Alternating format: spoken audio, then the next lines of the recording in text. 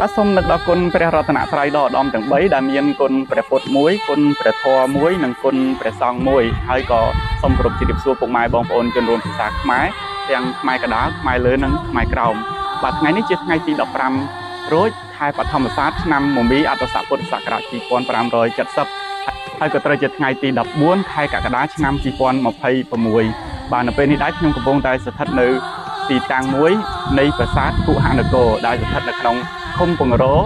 ស្រុកតាំងគោកខេត្តកំពង់ធំដោយសារតែថ្ងៃនេះជាថ្ងៃសិលផងព្រឹកមិញខ្ញុំបានក្រោកបូជានៅសមាធិបាទសូមឲ្យការតាំងចិត្តចម្រើននៅពធរបស់ខ្ញុំនេះបានជាប្រយោជន៍កាត់ជាបញ្ញាដើម្បីរួចផុតចាកទុក្ខហើយក៏សូមឧទ្ទិសបុណ្យទាំងអស់ជូនទៅដល់ដួងវិញ្ញាណក្ខន្ធរបស់ដូនតាខ្មែរដែលមានវរៈជនវីរៈកងទ័ពនិងព្រះមហាក្សត្រគ្រប់ចំនួនបើដួងប្រលឹងអស់លោកជាប់នៅបាបកម្មទាំងឡាយឯណាក៏សូមឲ្យអស់នៅកម្មពៀវរាទាំងឡាយនោះផងចុះបាទហើយក៏សូមឧទ្ទិសបុណ្យនេះដូចគ្នាជូនទៅដល់